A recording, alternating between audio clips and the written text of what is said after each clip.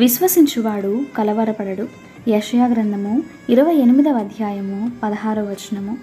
దేవుని కార్యాలు భీకరమైనవి, ఆయనను విశ్వసించు వారి ఎడల ఆయన కార్యములు ఘనమైనవి.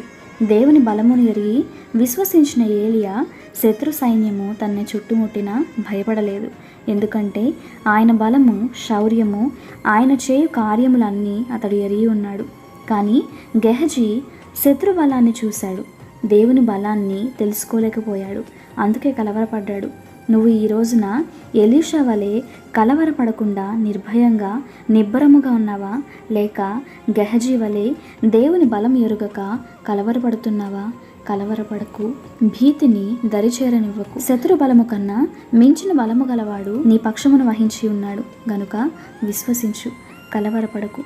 ప్రభు కృప మీకందరికీ తోడై ఉండునుగాక. ఆమేన్.